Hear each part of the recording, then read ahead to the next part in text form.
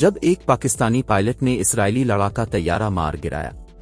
मेरे जहन में न जाने कितने ख्याल आए कि शायद मिसाइल फंस गया है या कुछ और हो गया है। वो एक सेकंड मेरी जिंदगी का तवील तरीन लम्हा था।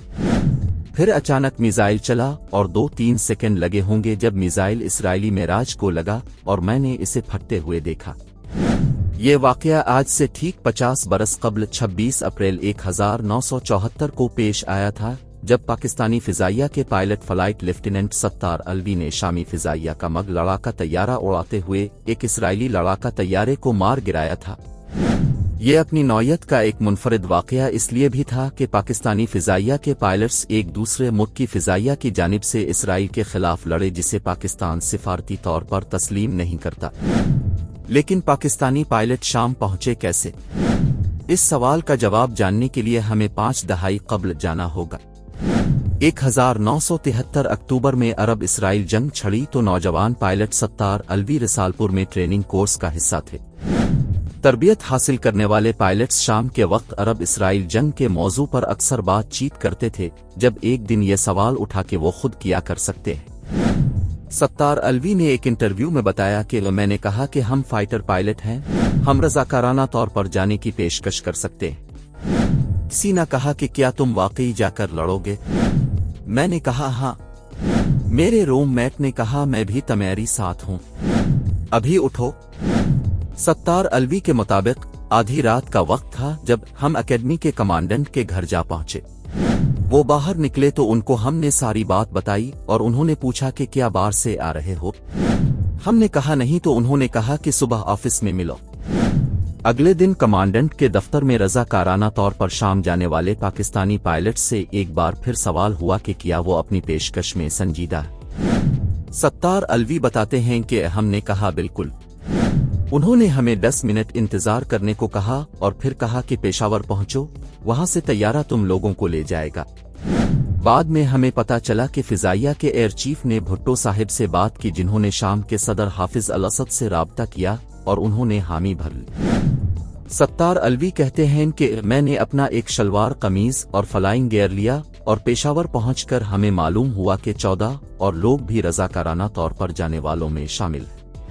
हमें चीफ के फोकर जहाज में बिठा दिया गया। थोड़ी देर बाद चीफ भी आ गए।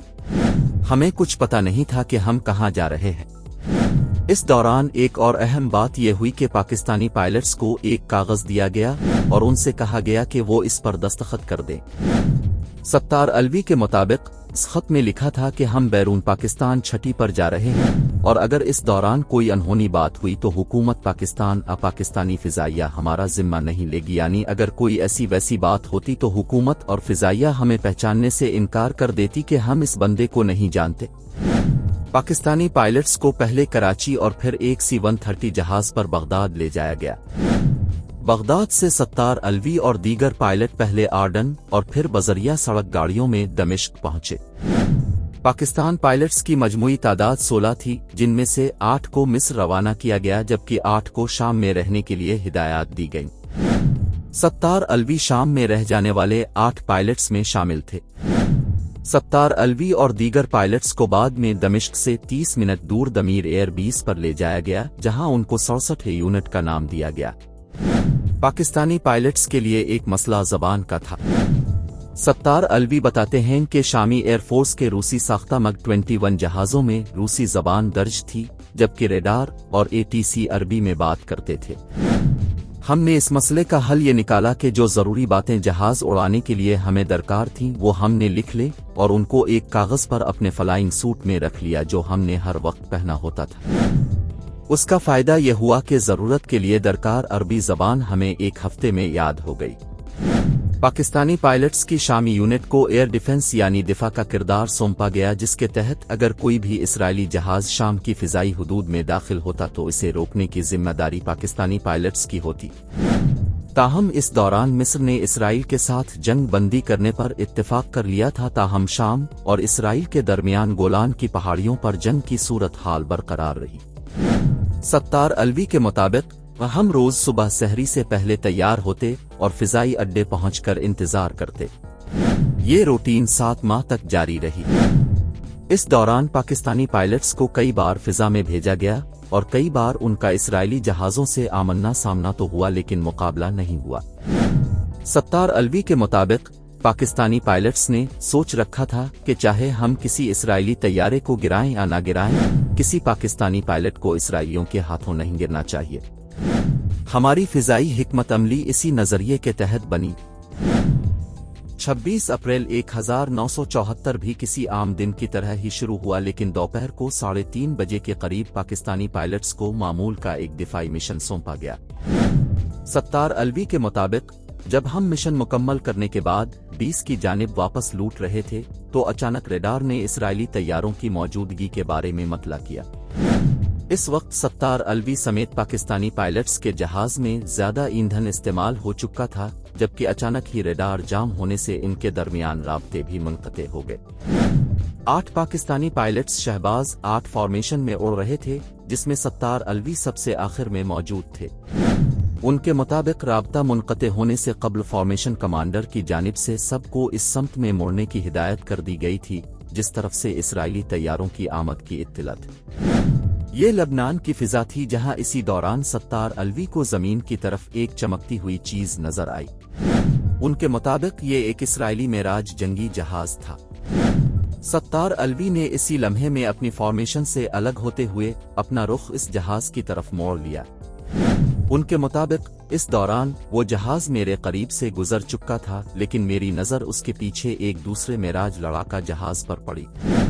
जैसे ही ये दूसरा तैयारा मेरे पास से गुजार तो मैंने इसकी जानिब दोबारा मोड़ने के लिए एक ऐसी फिजाई तकनीक का इस्तेमाल किया जिसमें जहाज की रफ्तार आहिस्ता हो जाती। मैंने देखा कि मुखालिफ जहाज ने भी इसी तकनीक का इस्तेमाल शुरू कर दिया था, जिसे हम सजर्स यानी कैंची की तरह जहाज उड़ाना कहते हैं। यानी दोनों जहाज आगे पीछे हैं और दाएं बाएं मुड़ते हैं ताकि मुखालिफ के अक़ब में पहुंचकर उसे निशाना बना सकें। सत्तार अलवी के मुताबिक इसी दौरान उन्होंने 0 स्पीड पर अपना जहाज हवा में एक लम्हे को रोका तो इसराइली मेराज उनके आगे आ गया। लेकिन अब सत्तार अलवी को एक मसला दरपेश था। उनके मुताबिक वो जहाज इतना करीब था कि अगर मैं फौरन फायर करता तो इसका मलबा मेरे जहाज पर गिरता। मुझे महफूज फासला इख्तियार करने के लिए थोड़ा इंतजार करना पड़ा, लेकिन वक्त कम था क्योंकि एक और इसराइली लड़ाका तैयारा अब सत्तार अलवी का रुख कर रहा था, जबकि सत्तार अलवी के जहाज का ईंधन भी खत्म होने के करीब था और उनको जल्द ही फैसला करना था। सत्तार अलवी के मुताबिक इसराइली लड़ाका तैयारे के पायलट कैप्टन लुट्स ने अपनी कमजोर पोजीशन देखते हुए नीचे की जानिब फरार होने की कोशिश की, लेकिन इस कोशिश ने सत्तार अलवी को वो महफूज फासला फराहम कर दिया जो उनको फायर करने के लिए दरकार था। सत्तार अलवी ने जहाज का रूसी साख्ता मिसाइल फायर करने के लिए चना और बटन दबाकर फायर कर दिया, लेकिन मिसाइल नहीं चला। वो 1 सेकंड से भी कम का वक्त था जिसमें सत्तार अलवी कहते हैं कि मेरे जहन में न जाने कितने ख्याल आए कि शायद मिसाइल फंस गया है या कुछ और हो गया है।